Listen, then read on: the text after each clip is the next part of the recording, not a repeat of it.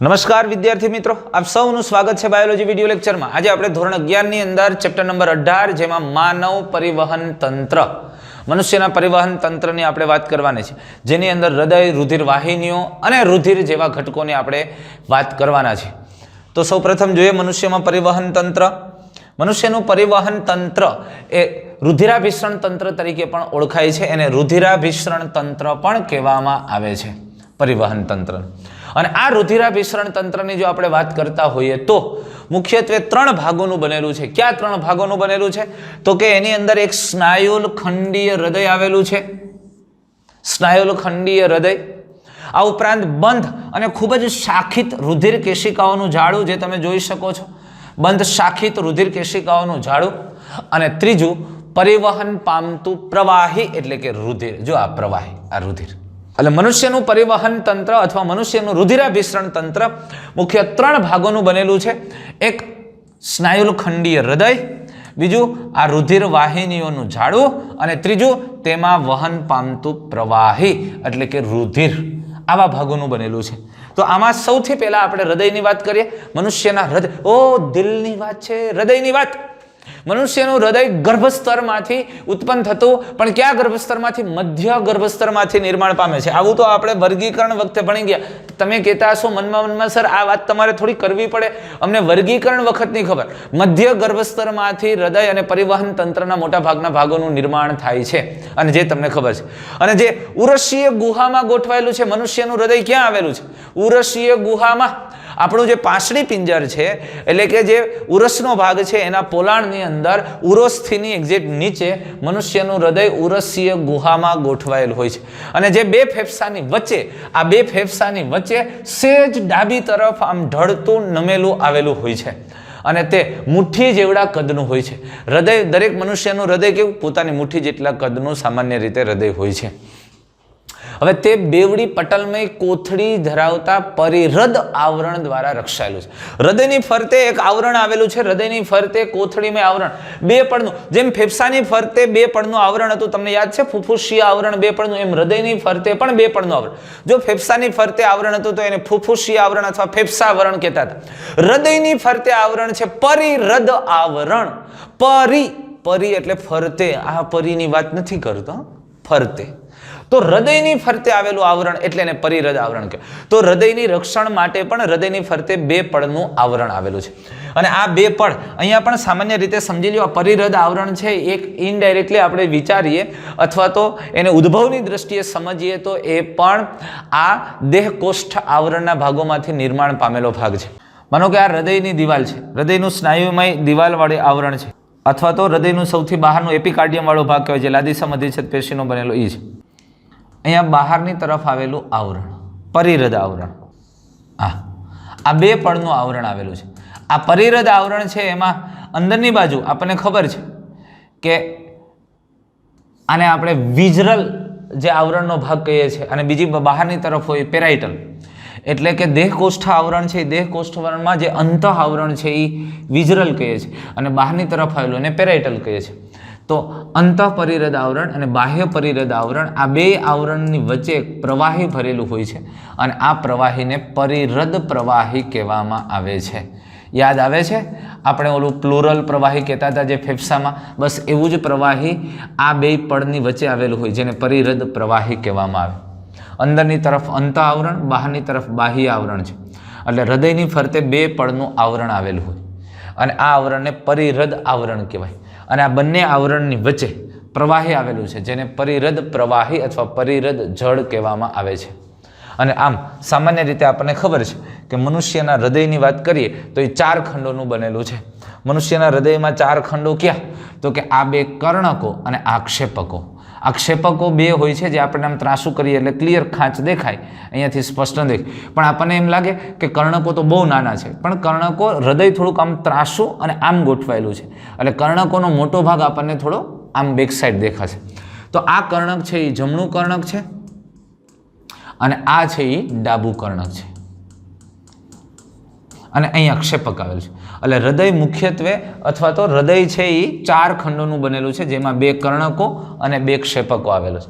પણ તુલનાત્મક રીતે તમે બહારથી જોશો તો બહારથી આપણને કર્ણકો નાના દેખાશે, આ બે કર્ણકો જોઈએ તો નાના દેખાય અને ક્ષેપકો છે એ ખૂબ મોટા દેખાય. આ ક્ષેપકો છે એ તો બહુ મોટા દેખાય. હા, સાવ આટલા નાના નથી હોતા, ખાલી ટપકા જેટલા.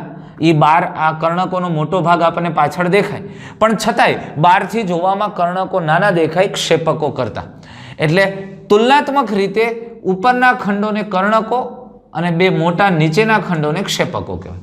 એટલે ઉપરના જે નાના ખંડો દેખાય છે એ કર્ણકો છે અને જે મોટા ખંડો દેખાય છે એ ક્ષેપકો છે. એક આપણને ખબર છે કે હૃદયની અંદર બે કર્ણકો, બે ક્ષેપક, 4 ખંડવાળી રચના. પણ જો એને આંતરિક રીતે જોઈએ, હૃદયની આંતરિક રચનામાં આપણે જરાક ડોક્યું કરીએ તો ખરેખર 4 ખંડો છે. બહારથી ભલે આપણને કર્ણકો નાના દેખાય, ક્ષેપકો મોટા દેખાય, પણ 4 ખંડોમાં રુધિરનો જથ્થો સરખો જ સમાય છે. આ મગજમાં બેસાડી દેજો. 4 ખંડો આંતરિક રીતે કદમાં સરખા છે. બહારથી આ તો ક્ષેપકોની દિવાલ ખૂબ જ જાડી છે અને ખૂબ જ સ્નાયુમય હોવાથી બહારથી ક્ષેપકના ખંડો મોટા દેખાય છે.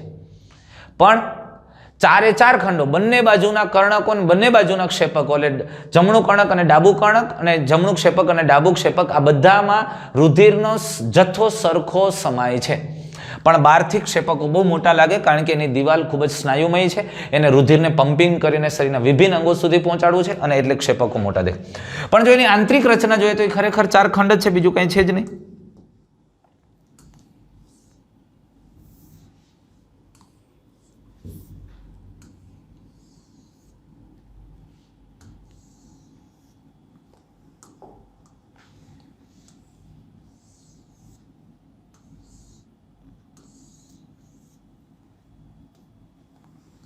હવે સમજી લો, આપણે એવી વાત કરીએ છીએ કે ઉપરની બાજુ બે કર્ણકો છે, નીચેની બાજુ બે ક્ષેપક છે. ક્ષેપકો થોડાક મોટા દેખાય છે બહારથી, આંતરિક રીતે બધામાં સરખું જ રુધિર સમાય છે.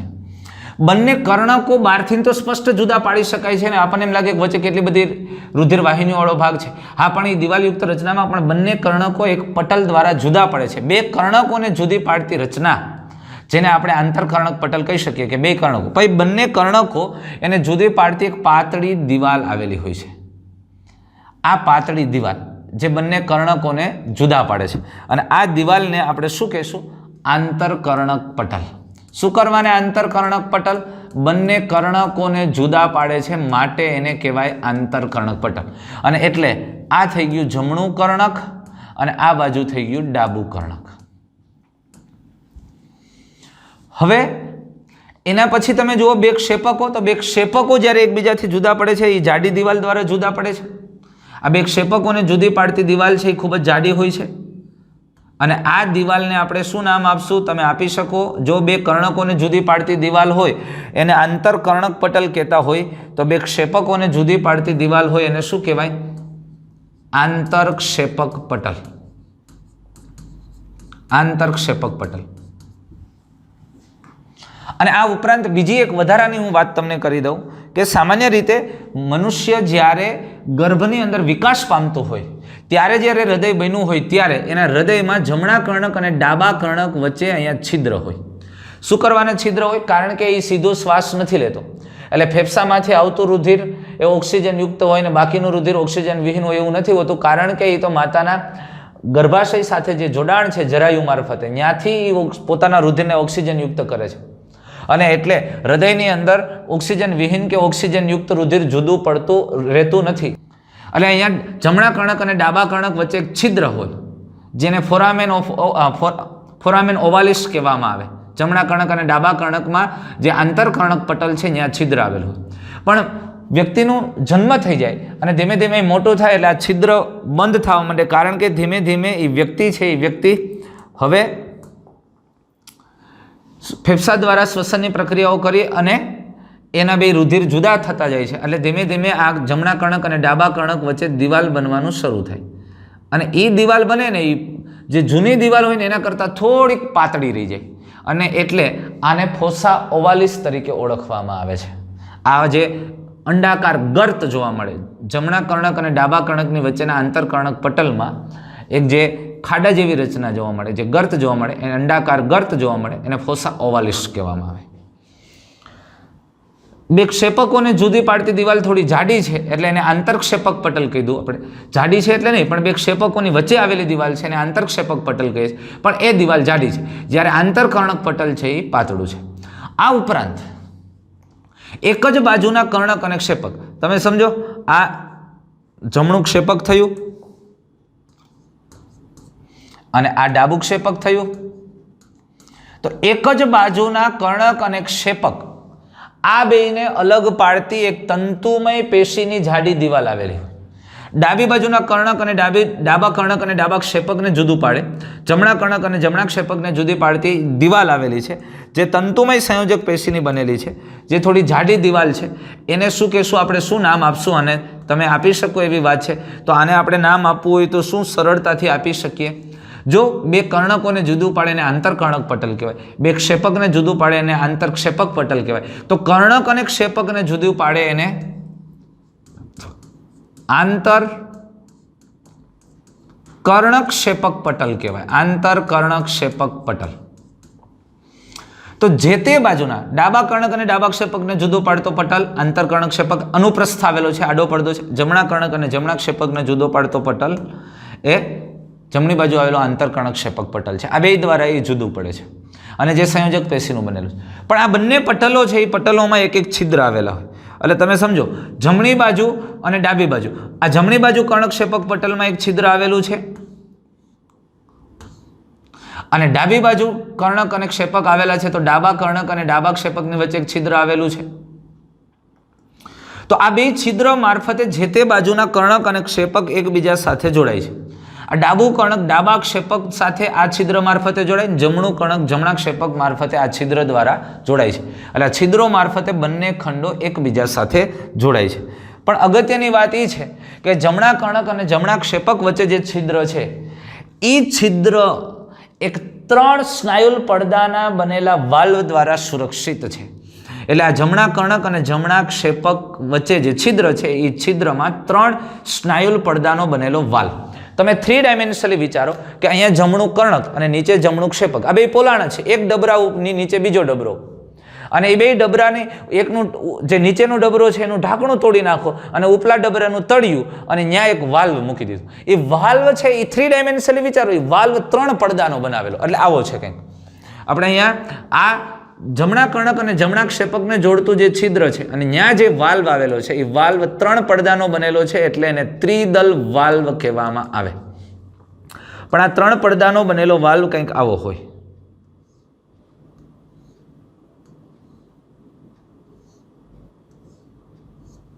આમ 3 પડદાનો. જ્યારે કર્ણકનું સંકોચન થાય એટલે આ વાલ્વ આમ ખુલે, અને ખુલે એટલે રુધિર છે એ રુધિર જમણા ક્ષેપકમાં આવે, અને જ્યારે ક્ષેપક રુધિરથી ભરાઈ જાય એટલે વાલ્વ પાછા બંધ થઈ જાય. એટલે પાછું આમ આખી દિવાલ આમ કમ્પ્લીટ થઈ જાય, વાલ્વ બંધ થઈ જાય, એટલે રુધિર પાછું જતું અટકે. સમજાણો વસ્તુ? એટલે પાછું ન જઈ શકે. એક વખત કર્ણકમાંથી ક્ષેપકમાં રુધિર આવી ગયું પછી ક્ષેપકમાંથી પાછું કર્ણકમાં જઈ શકતું નથી. કારણ કે આ વાલ્વ છે એને પાછું જતું અટકાવે. એવી જ રીતે ડાબા કર્ણક અને ડાબા ક્ષેપકની વચ્ચે પણ આવો વાલ્વ આવેલો હોય, એ 2 પડદાનો બનેલો છે, એટલે એને દ્વિદલ વાલ્વ કહેવામાં આવે છે. એ 2 પડદાનો બનેલો હોવાથી એ વાલ્વને કયા નામથી ઓળખવામાં આવે? દ્વિદલ વાલ્વ.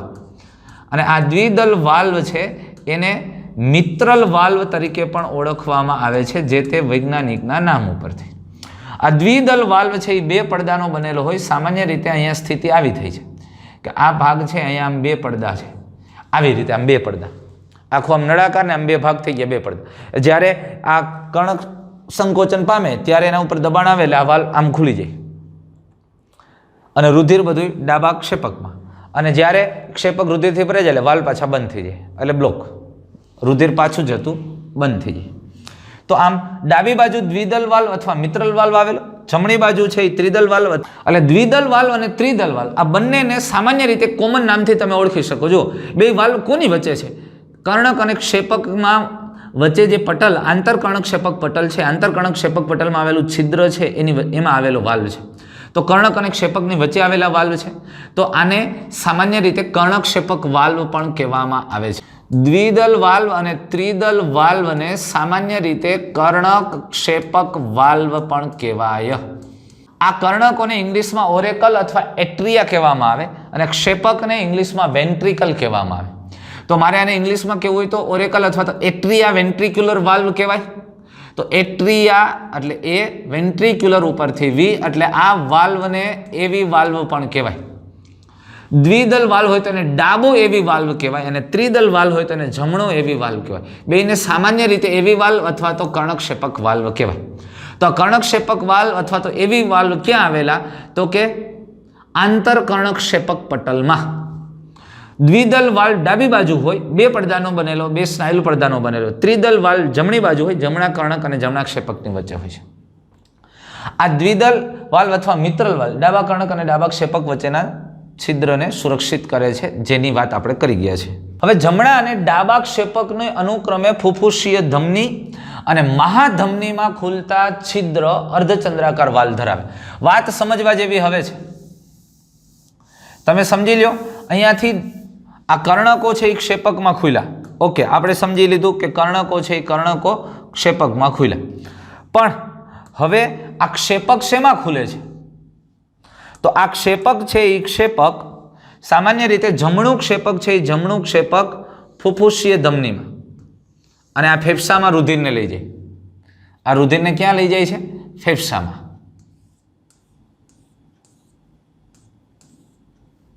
અહીંયા ફેફસામાં લઈ આવે. એટલે આપણે એવું કહેશું કે સામાન્ય રીતે જમણું ક્ષેપક શેમાં ખુલ્યું? તો જમણું ક્ષેપક ખુલ્યું ફુફુસીય મહાધમની. શેમાં ખુલ્યું? ફુફુસીય મહાધમની. તો જમણું ક્ષેપક ફુફુસીય મહાધમનીમાં ખુલે ને, ત્યાં અહીંયા જે ઓપનિંગ હોય ને ત્યાં પણ આવા વાલ્વ આવેલા હોય જે અર્ધચંદ્રાકાર વાલ્વ હોય. એટલે જમણું ક્ષેપક ફુફુસીય મહાધમનીમાં ખુલે ત્યાં એક વાલ્વ આવેલા છે. એ કયા વાલ્વ છે? તો કે ત્યાં આવેલા વાલ્વ છે એ અર્ધચંદ્રાકાર વાલ્વ આવેલો હોય છે. અર્ધચંદ્રાકાર વાલ્વ. એવી જ રીતે તમે સમજો, અહીંયા સામાન્ય રીતે ડાબુ ક્ષેપક છે એ ડાબુ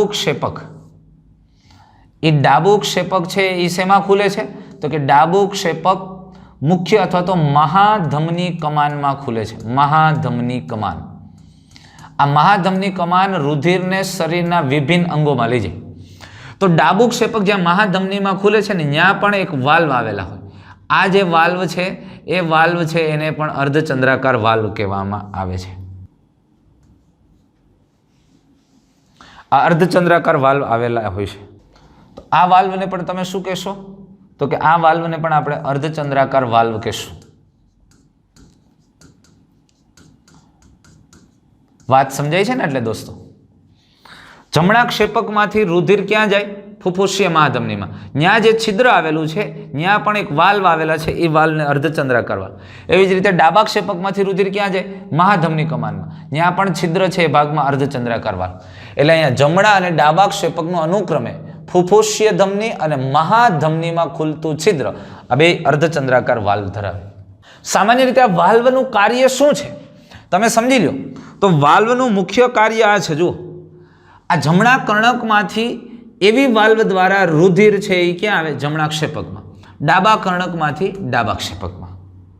હવે રુધિર અહીંયા આવી જાય એટલે આ વાલ્વ બંધ થઈ જાય. આ જમણા ક્ષેપકમાંથી રુધિરને પાછું જતું અટકાવે છે એવી વાલ્વ છે એ પાછું જતું અટકાવે. એટલે રુધિરના પરિવહનને દિશા આપે છે. એક જ દિશામાં રુધિરનું વહન થાય અને ફરી પાછું વિરુદ્ધ દિશામાં જતું અટકાવે. અને જમણા ક્ષેપકનું સંકોચન થાય ત્યારે રુધિર પાછું કર્ણકમાં ન જાય પણ અર્ધચંદ્રાકાર વાલ્વ ખુલે અને આ રુધિર છે એ રુધિર મહાધમનીઓમાં દાખલ થાય અને ત્યાંથી પાછું આવતું અટકે છે. એટલે અહીંયા સામાન્ય રીતે આ વાલ્વ મુખ્યત્વે રુધિરના વહનને દિશા આપે છે, એક દિશીય વહન કરાવે અને રુધિરને પાછું વહેતું અટકાવે. અર્ધચંદ્રાકાર વાલ્વ છે એ રુધિરને પાછું ક્ષેપકમાં ન આવવા દે અને એવી વાલ્વ છે એવી વાલ્વ એ રુધિરને પાછું કર્ણકોમાં ન આવવા દે. તો આમ રુધિરને આગળની તરફ વહન માટે પ્રેરે અને એક ચોક્કસ દિશા આપે અને ફરી પાછું વહેતું અથવા તો પાછું વહેતું અટકાવે છે. કોણ? આ વાલ્વ. અને આ પ્રકારે વહન થતું હોય છે. જુઓ, એટલે જમણા ક્ષેપકમાંથી ફેફસામાં જાય. ફેફસામાંથી રુધિર ક્યાં આવશે ભાઈ? ફેફસામાંથી રુધિર ક્યાં આવશે? યાદ કરો, યાદ કરો. જમણા કર્ણકમાં. આમ આવશે ને? અહીંયા આવશે. અહીંથી ડાબા ક્ષેપકમાંથી શરીરના વિભિન્ન અંગોમાં. અહીંયા અંગો છે, અંગોમાં. અંગોમાંથી ક્યાં જશે ભાઈ? અંગોમાંથી ઓક્સિજન વિહીન રુધિર જમણા કર્ણકમાં. સમજાણું તમને? અહીંયા આમ પરિવહન થતું રહેશે સતત આમ. તો હવે જુઓ આ હૃદયની આપણે આખી ડાયાગ્રામ છે એની સાથે સમજીએ કે ખરેખર આ જમણું કર્ણક, ડાબું કર્ણક, અહીંયા ત્રિદલ વાલ્વ, આ જમણું ક્ષેપક, ડાબું ક્ષેપક, દ્વિદલ વાલ્વ, અને આ જે ભાગ છે ને અહીંયાથી આટલો અહીંયા સુધી આ ફુફુસીય મહાધમની કારણ, અહીંથી આ ક્ષેપક અને અહીંયા અર્ધચંદ્રાકાર વાલ્વ આવેલો છે. આ સુધી આ જે છે એ ફુફુસીય મહાધમની છે. એટલે આ આખું જમણું ક્ષેપક છે અને જમણું ક્ષેપક અહીંયા ખુલે એ અર્ધચંદ્રાકાર વાલ્વ એ આ. એવી જ રીતે આ ડાબું ક્ષેપક છે, ડાબું ક્ષેપક ખુલે ને અહીંયા આ વાલ્વ દેખાય ને એ અર્ધચંદ્રાકાર વાલ્વ છે. આ જે મહાધમની કમાન છે ને એ મહાધમની કમાન, આ મહાધમની કમાન અહીંયા અંદર આવી છે, અહીંયા ખુલે છે, એ અહીંયા આવી છે, અહીંયા આમ આમ, અને અહીંયા આ વાલ્વ આવેલા છે. આ જે આપણને વાલ્વ દેખાય છે એ અર્ધચંદ્રાકાર વાલ્વ છે. એટલે આ ડાબું ક્ષેપક આ અર્ધચંદ્રાકાર વાલ્વ દ્વારા મહાધમનીમાં ખુલે અને જમણું ક્ષેપક અહીંયા ફુફુસીય મહાધમનીમાં આવેલા અર્ધચંદ્રાકાર વાલ્વ દ્વારા આમાં ખુલે. સમજાણું તમને? આ પ્રકારે રચના છે. હવે તમે અહીંયા ધ્યાનથી જુઓ, આ જે ત્રિદલ વાલ્વ છે ને વાલ્વની દિવાલ સાથે અહીંયા રદબદ્ધ તંતુઓ જોડાયેલા છે. આ રદબદ્ધ તંતુઓ છે, પાતળા તાંતણા જેવા દેખાય ને. આ ક્ષેપકની દિવાલ, આ ક્ષેપકની દિવાલની અંદર આ જે ભાગ તમને પ્રવર્ધ જેવા આમ ઉપસેલા ભાગ દેખાય છે ને, આ પ્રવર્ધ જેવા ઉપસેલા એ પેપિલરી સ્નાયુ છે. આ પેપિલરી મસલ છે અને એ રદબદ્ધ તંતુઓ દ્વારા આ વાલ્વ સાથે જોડાયેલા હોય. બે બાજુ જુઓ, આ તંતુ છે ને રદબદ્ધ તંતુ કહેવામાં આવે છે અને આ ભાગ છે એ પેપિલરી મસલ્સ કહેવાય. જ્યારે ક્ષેપકના દિવાલને આમ શિથિલન પામે ત્યારે આ રદબદ્ધ તંતુ ખેંચાય અને આ વાલ્વ ખુલે અને રુધિર અંદર આવે. જ્યારે ક્ષેપકના સ્નાયુનું સંકોચન થાય એટલે રદબદ્ધ તંતુઓ ઢીલા થાય એટલે વાલ્વ બંધ થાય એટલે રુધિર પાછું જતું બંધ થઈ જાય. એટલે વાલ્વ બંધ થઈ જાય પછી રુધિરને પાછું જવા ન દે. તો આ રદબદ્ધ તંતુ આવેલા છે. તો હૃદયના વાલ્વ રુધિરના પ્રવાહને ફક્ત એક જ દિશામાં જવા દે છે, એટલે કે કર્ણકોમાંથી ક્ષેપકોમાં અને ક્ષેપકોમાંથી ફુફુસીય ધમની અને મહાધમની કાંડમાં આ વાલ્વ રુધિરના પ્રવાહને પાછો ફરતા રોકે છે. તો સમગ્ર હૃદયની દિવાલ એ સ્નાયુની બનેલું. એટલે હૃદય મુખ્યત્વે શેની બનેલી રચના છે? તો કે હૃદયની દિવાલમાં બહુ જ મોટા જથ્થામાં સ્નાયુઓ આવેલા છે, ખૂબ મોટા પ્રમાણમાં સ્નાયુઓ આવેલા છે. અને એમાં ક્ષેપકોની દિવાલ તો ખૂબ જ સ્નાયુમય હોય છે. આમ જોઈએ તો હૃદયની દિવાલ 3 સ્તરનું બનેલી હોય. સૌથી બહારની તરફ એપિકાર્ડિયમ, મધ્યમાં માયોકાર્ડિયમ વાળો ભાગ અને એન્ડોકાર્ડિયમ. પણ એપિકાર્ડિયમ વાળો ભાગ છે લાદી સમધિચ્છદ પેશી અને થોડું તંતુમય સંયોજક પેશીયુક્ત રચના. માયોકાર્ડિયમની અંદર મુખ્યત્વે હૃદ સ્નાયુ અને સંયોજક પેશી અને અંદરનું આવરણ છે એ પાછું લાદી સમધિચ્છદ પેશીયુક્ત આવેલું હોય છે, જેને એન્ડોકાર્ડિયમ કહેવામાં આવે. પણ મુખ્ય દિવાલ જે છે એ દિવાલ સ્નાયુમય માયોકાર્ડિયમ, જે ખૂબ જ જાડો ભાગ છે. આપણે આગળ વાત કરી ગયા છે કે ક્ષેપકોની દિવાલ કર્ણકોની સાપેક્ષમાં ખૂબ જ જાડી છે, ખૂબ જ સ્નાયુમય છે અને એટલે જ ક્ષેપકો બહારથી મોટા દેખાય છે, કારણ કે ક્ષેપકોની દિવાલ છે કર્ણકોની સાપેક્ષમાં ખૂબ જ જાડી હોય. પણ અંદરના પોલાણ બધાના સરખા છે, રુધિરનો જથ્થો સરખો સમય છે. પણ વિશિષ્ટ હૃદ સ્નાયુ કે જેને ગાંઠ પેશી કહેવામાં આવે, આવી રચના પણ મનુષ્યના હૃદયમાં આવેલી છે. ખૂબ અગત્યની વાત અહીંયાથી શરૂ થાય છે. એક હૃદ સ્નાયુ, વિશિષ્ટ હૃદ સ્નાયુ. અહીંયા સામાન્ય રીતે હૃદયનું આખું હૃદય છે એ સ્નાયુનું બનેલું છે. ક્ષેપકની દિવાલના મુખ્ય ભાગ હૃદ સ્નાયુ આવેલા છે, પણ આ હૃદ સ્નાયુમાં થોડાક ભાગમાં વિશિષ્ટ હૃદ સ્નાયુ આવેલા છે. અને આ વિશિષ્ટ હૃદ સ્નાયુ જે સ્નાયુ પેશીની લાક્ષણિકતા કરતાં કંઈક જુદી, થોડીક વધારાની લાક્ષણિકતા ધરાવે છે, જેને ગાંઠ પેશી કહેવામાં આવે છે. અને તે પણ હૃદયની અંદર વહેંચાયેલા છે, વિખેરે. હૃદયની દિવાલ સ્નાયુની તો બનેલી જ છે, સમજી લો. મેં તમને કીધું હૃદયની દિવાલમાં 3 સ્તર છે, એપિકાર્ડિયમ, માયોકાર્ડિયમ અને એન્ડોકાર્ડિયમ. અને એમાં માયોકાર્ડિયમ વાળો ભાગ છે મુખ્ય હૃદ સ્નાયુનું બનેલી રચના છે. પણ આ ઉપરાંત હૃદ સ્નાયુની સાથે વિશિષ્ટ હૃદ સ્નાયુ આવેલા છે અને આ વિશિષ્ટ હૃદ સ્નાયુ જેને ગાંઠ પેશી કહેવાય અને જે સંપૂર્ણ હૃદયની દિવાલમાં પથરાયેલા છે, વહેંચાયેલા છે, વિખેરાયેલા છે. તો આ પેશીઓ છે એટલે કે વિશિષ્ટ હૃદ સ્નાયુ દ્વારા બનતી પેશી એટલે કે ગાંઠ પેશી. આ ગાંઠ પેશીનો એક સમૂહ એક ચોક્કસ ભાગમાં ગોઠવાયેલો છે અને એ ક્યાં? જમણા કર્ણકની અંદર જમણા ખૂણે ઉપરના તરફ આવેલ છે. તમે સમજો, જો અહીંયા આ વિશિષ્ટ ભાગ એટલે આ પેશીનો એક સમૂહ જમણા કર્ણકમાં, એટલે આ જમણું કર્ણક છે એમાં જમણી તરફ અને ઉપરની બાજુએ આવેલું છે, અને આ ભાગને સાઇનોએટ્રિયુલર નોડ કહેવામાં આવે છે.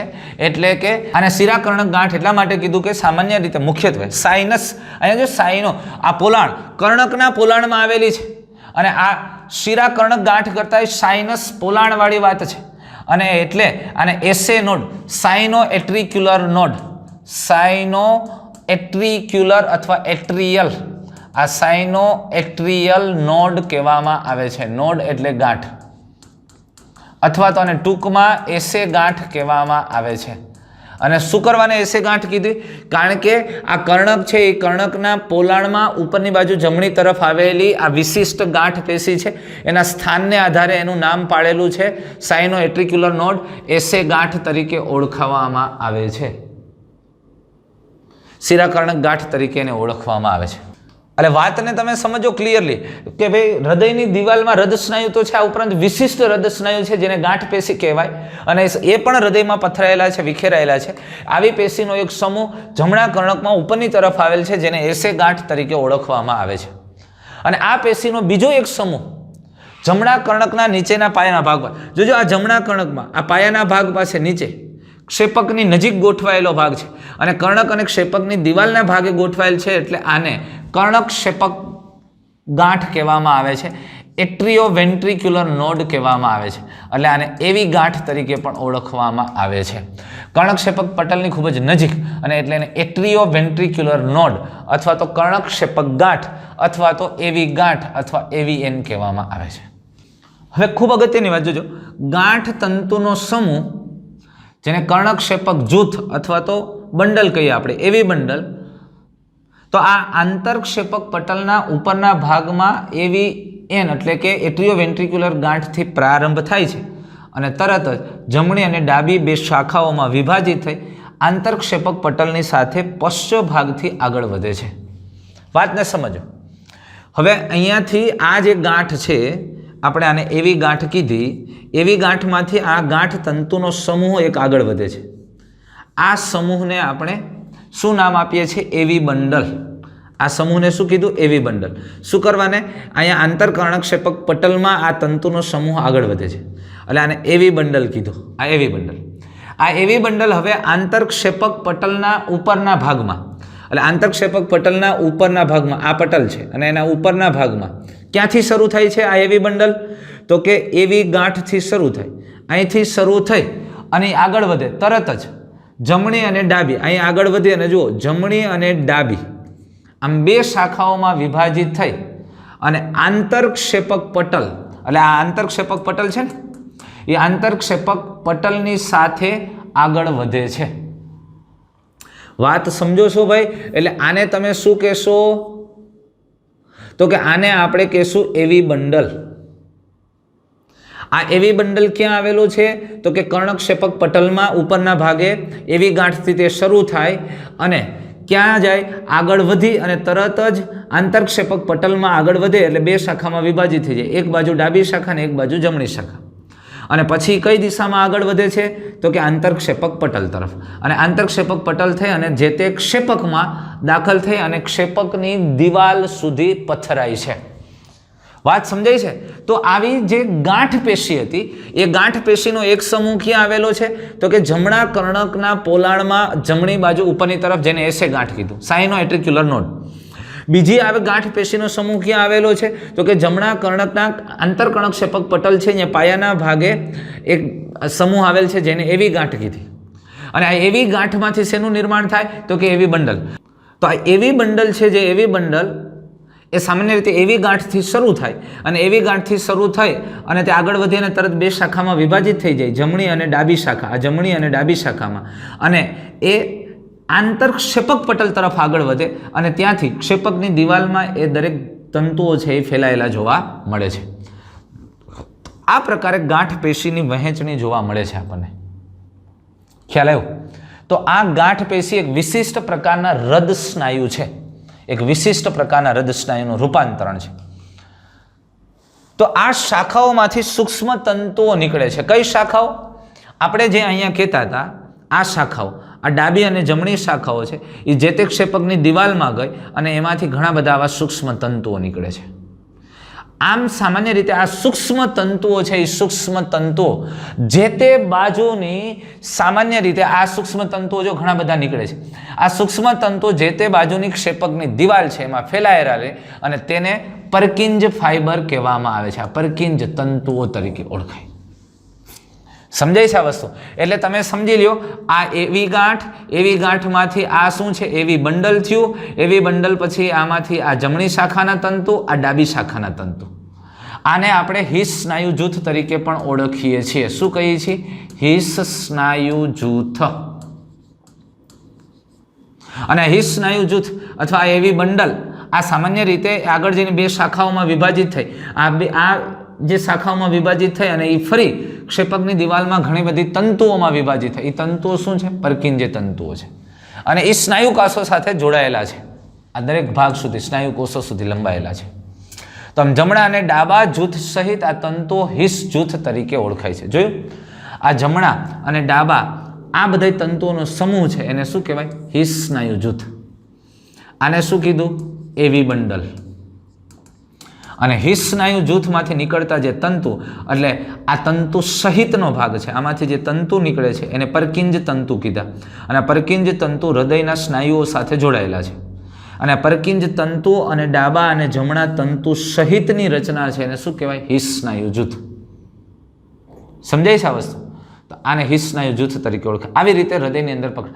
તો આખી વિશિષ્ટ હૃદ સ્નાયુ છે, એટલે કે ગાંઠ પેશી તંત્ર હૃદયમાં આમ ફેલાયું. એસે ગાંઠમાંથી એવી ગાંઠ સુધી આ મેસેજ પહોંચાડે. આને આંતરગાંઠ પથ કહેવામાં આવે. આંતરગાંઠ પથ. પછી આ એવી ગાંઠ અને એવી ગાંઠમાંથી આ ભાગ છે એવી બંડલ, અને એવી બંડલ પછી આ ભાગ આખો હિસ સ્નાયુ જૂથ. હિસ સ્નાયુ જૂથ. અને એમાંથી નીકળતા આ તંતુઓ છે બધા શું છે? પરકિંજ ફાઈબર. આવી રીતે હૃદયની દિવાલમાં ફેલાયેલા છે, પથરાયેલા છે. સમજાણું તમને? હવે આ ગાંઠ સ્નાયુ બાહ્ય ઉત્તેજના વગર સક્રિય કલા વિસ્થિતિમાન પેદા કરવા સક્ષમ છે. એટલે કે તે સ્વયં ઉત્તેજનાશીલ છે. ખૂબ અગત્યની વાત આ છે.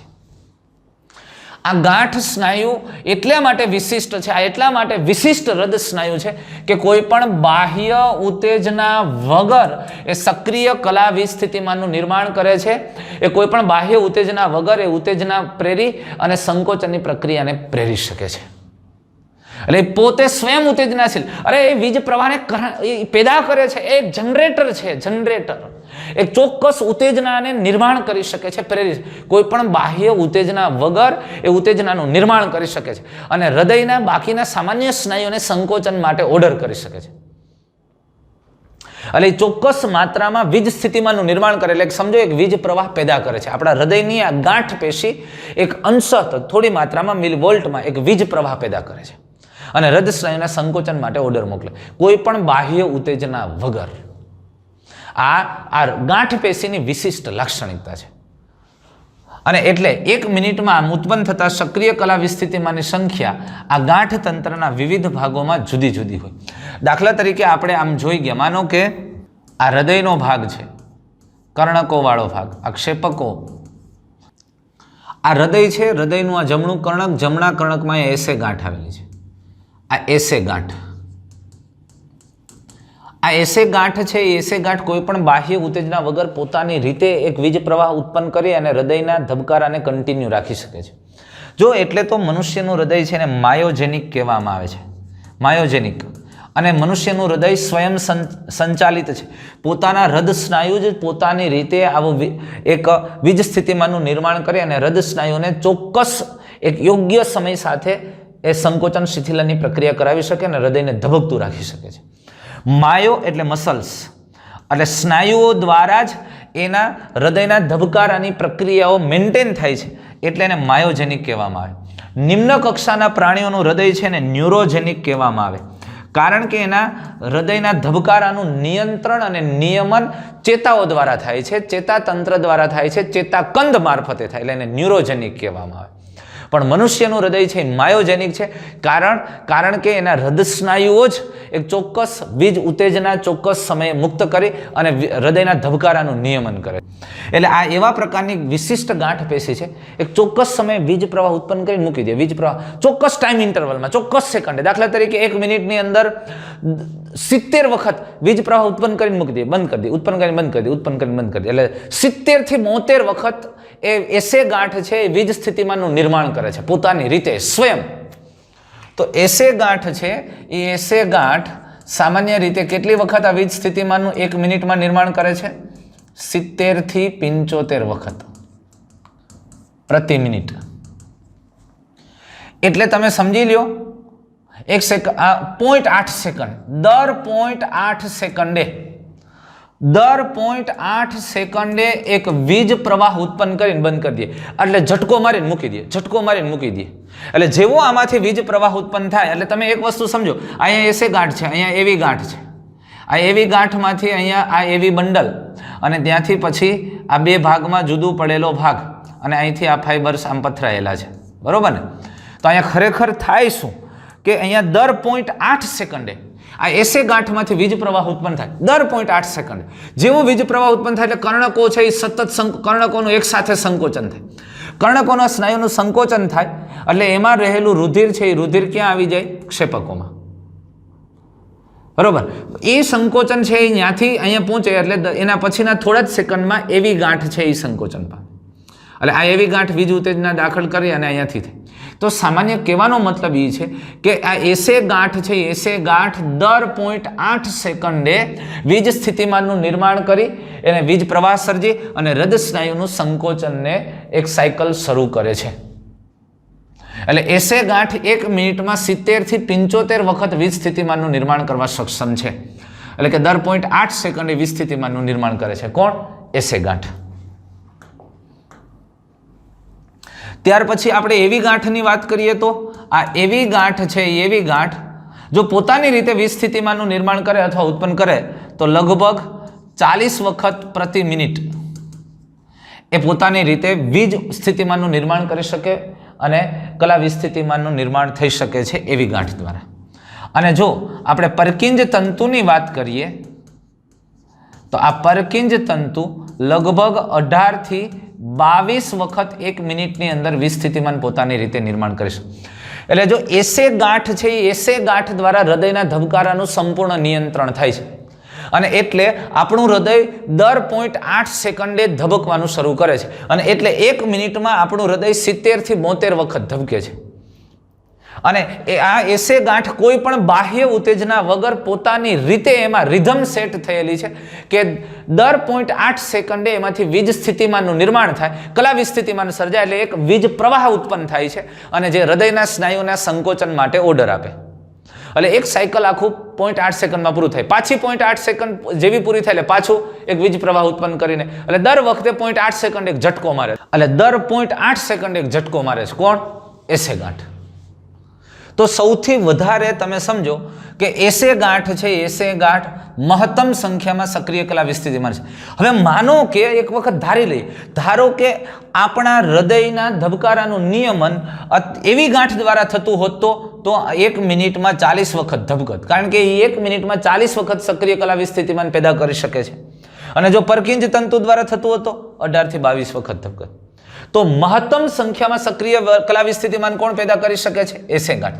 અને આપણું હૃદય પણ આપણને ધબકારા દેખાય છે એ કેટલા દેખાય છે? તો કે આ 70 થી 72 વખત. તો આ દર 0.8 સેકન્ડે એસે ગાંઠ છે એ સક્રિય કલા વીજ સ્થિતિમાનનું નિર્માણ કરે અને હૃદયના સ્નાયુને સંકોચન માટે ઓર્ડર કરે અને એ ક્રમશઃ આગળ વધે છે. એટલે કે એસે ગાંઠ દ્વારા 70 થી 75 ધબકારા પ્રતિ મિનિટ એટલે કે હૃદયના લયબદ્ધ સંકોચનનો પ્રારંભ કરે અને તેને જાળવે છે. કોણ? આ એસે ગાંઠ. અને એટલા માટે તેને પેસમેકર કહેવામાં આવે. એસે ગાંઠને પેસમેકર કહેવામાં આવે કારણ કે આપણા હૃદયના ધબકારાને સતત નિયંત્રિત રાખે. કોઈ પણ બાહ્ય ઉત્તેજના વગર એ પોતાની રીતે યોગ્ય રીતે લયબદ્ધ અને તાલબદ્ધ રાખે છે અને દર 0.8 સેકન્ડે હૃદયના ધબકારાની પ્રક્રિયાને સ્ટાર્ટ કરાવે છે. અને માટે આ એસે ગાંઠને એનું કુદરતી પેસમેકર કહેવામાં આવે છે. આપણું હૃદય સામાન્ય રીતે 1 મિનિટમાં 70 થી 75 વખત ધબકે છે. એટલે સરેરાશ 72 ધબકારા પર મિનિટ થાય છે. અહીંયા સામાન્ય રીતે એસે ગાંઠ, એવી ગાંઠ, બંડલ એવી જૂથ, હિસ્નાયુ જૂથ, પર્કિંજ ફાઈબર. હૃદયના ધબકારા થાય ત્યારે જોજો એવી આ એસે ગાંઠ છે અને આપણે કુદરતી પેસમેકર કહીએ છીએ. એવી ગાંઠ છે ને એને પેસ સેટર કહેવામાં આવે છે. પેસ સેટર. જો હૃદયના ધબકારા અહીંથી સ્ટાર્ટ થાય છે એટલે દર 0.8 સેકન્ડે થાય છે, પણ અહીંથી જેવું ધબકારા સ્ટાર્ટ થાય તમે સમજી લો એટલે અહીંથી ઉત્તેજના આવે એટલે એ ઉત્તેજના એવી ગાંઠ પાસે પહોંચે. આ એસે ગાંઠમાંથી જેવી ઉત્તેજના મુક્ત થાય ને એટલે હૃદયના બધા તમને ખબર હૃદ સ્નાયુ યાદ કરો, એક વિશિષ્ટ જોડાણાત્મક રચના અધિબિંબ, અને એને કારણે સતત વીજ પ્રવાહ તાત્કાલિક કર્ણકોના સ્નાયુમાં પ્રેરિત થઈ જાય એટલે કર્ણકોના સ્નાયુનું એક સાથે સંકોચન થાય. અને કર્ણકોના સ્નાયુ સંકોચન પામે એટલે લગભગ 0.30 સેકન્ડની અંદર એ કામ પૂરું થઈ જાય, સોરી 0.10 સેકન્ડમાં. અને તરત જ આ ઉત્તેજના અહીંયા પહોંચે અને એ ઉત્તેજના જેવી એવી ગાંઠ સુધી પહોંચે. આપણને ખબર છે કે આ બેયને જોડતા અહીંયા આંતરગાંઠ પથ આવેલા છે, તમને યાદ હોય તો આ બેયને જોડતા આંતરગાંઠ પથ. એટલે જેવી આનું સંકોચન કર્ણકોનું સંકોચન પૂરું થઈ જાય ને એટલે તરત જ આ ઉત્તેજના એવી ગાંઠમાં પહોંચે અને એવી ગાંઠ છે એ ખૂબ જ વીજ પ્રવાહ ઉત્પન્ન કરે, મોટા જથ્થામાં વીજ પ્રવાહ ઉત્પન્ન કરી અને એ સક્રિય કલાવી સ્થિતિમાન છે એ એવી જૂથ અને ત્યાંથી આ હિસ સ્નાયુ જૂથ દ્વારા હૃદયના ક્ષેપકના દિવાલના સ્નાયુ સુધી પહોંચાડે અને ક્ષેપકોનું એક સાથે સંકોચન થાય. સમજાણું?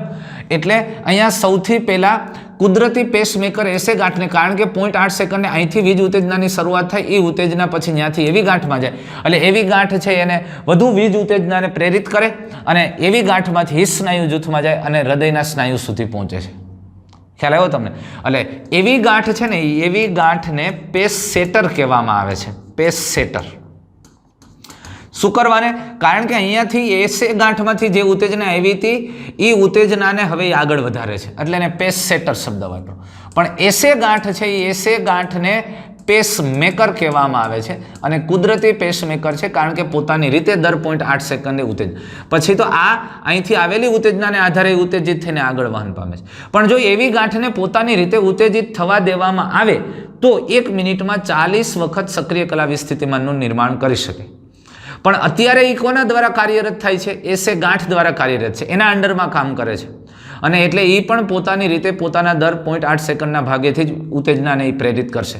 પણ અત્યારે મુખ્ય ગાઈડલાઈન કોની છે ભાઈ? એસે ગાંઠ, એટલે એ પેસમેકર, અને એને આધારે એવી ગાંઠ કામ કરે એટલે એ પેસ સેટર કહેવાય.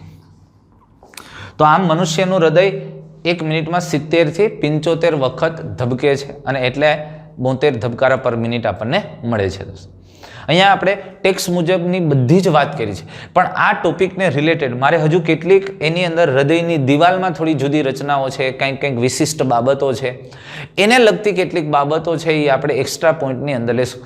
તો હૃદયની આંતરિક રચના સંબંધિત કેટલાક એક્સ્ટ્રા ટોપિક, એક્સ્ટ્રા પોઈન્ટ આપણે ફરી એક વિડીયોની અંદર જોશું, જેથી કરીને અત્યારે જે થરલી ટેક્સ્ટબુક રિલેટેડ મટીરિયલ કરે છે એને ડિસ્ટર્બ ન થાય. બરોબર? તો આવો એક વિડીયો આપણે એક્સ્ટ્રા મૂકશું. ફરી પાછા મળશું મિત્રો આપણે નેક્સ્ટ વિડીયોમાં. સૌને ગુડ બાય. Thank you.